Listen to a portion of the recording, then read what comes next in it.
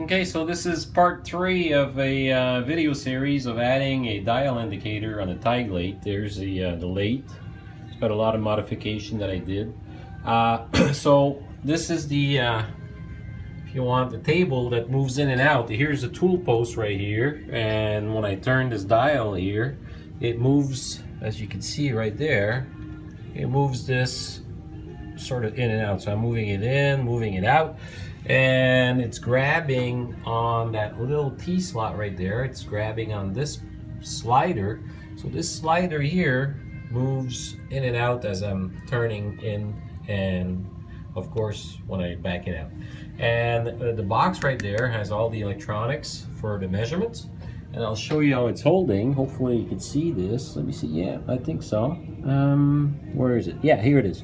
So here's the T slot of the carriage, and it's holding inside that T slots, and there is a plate in the back, and that I built, an aluminum plate, and the plate is held to that T slot holder down there by that screw right there.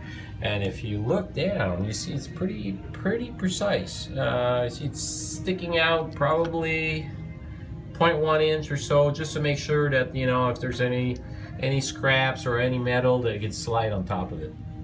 So let me show you how precise it is. So when I move this in and out, what it does is it changes the dial right here. So I could zero it out, for example, right? So there's a 0, and if I move it here on the dial by 1,000, 2,000, 3,000, and so here, so I'm moving it in and I'm moving it back out. So just to show you repeatability, whether or not it's just gonna be good, what I'm gonna do is I'll slide it in until the tool post here hits that piece that I mounted. So I'm gonna move it in, and let's just move it in all the way. And there it is. It's pretty tight in there. So why don't I just zero this out, or I can use increment or zero it out. That's the same thing. All right, so I zero it out, and I'm gonna move it back. There you go. So I'm moving it back 0.2 inches, 0.5, and so on. So I'm gonna move it all the way back and push it back in to see if it's gonna go back exactly to 0. Let's push it back in. Let's push it back in. Now it's tight. It's tight, and well, there you go. So 0.5 thousand. And if I give it a little bit more pressure, there you go. Back to 0. Smack on. How cool is that?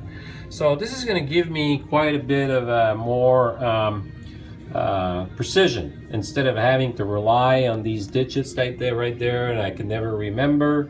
I'll be able to actually you know, cut apart and turn it down to the level of precision that's probably going to be down to maybe 1,000 or 2,000th of an inch. I really like it. I think it works great, and it's easy to take apart. Just a couple of screws in there, and it just takes it apart. And actually, it can move out. It's all fully mounted on this. Occasionally I remove this table right there because I only use the tailstock. I'm building another indicator on the tailstock for something similar. What I have on the tailstock is I can mount different things here.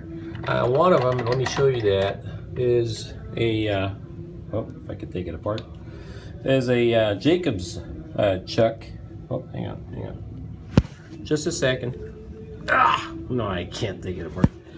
Boy, all right. Anyway, so Jacobs chuck, and basically this chuck here, I can remove it from this post and screw it there. And if I need to drill something inside there, I just, you know, here's the drill. And so here's the dial indicator. This one is a bit different. This is a so you turn it on, and there it is. And what I'm doing right now is I'm going to build a piece that's going to hold on to this ring right there, and it's going to move up here, and as this is moving in and out, it's going to push this dial indicator in and out. There you go, right? So I should again get 1,000th of an inch, and I built this part right here, and this is like a slot here on top, and there's a screw here that squeezes the indicator in place, and I can actually mount it right there, and it's secured, and I can change the tips and so on. But now I got to build this piece right here that's gonna go all the way up there, and as this is moving back and forth, it's gonna go back and forth here. So if I drill something and I need to drill 0.2, 0.3, and I could put a stopper again on this thing, and I can make the stopper exactly at the distance that I want the drilling to be. All right, so that's gonna be very useful.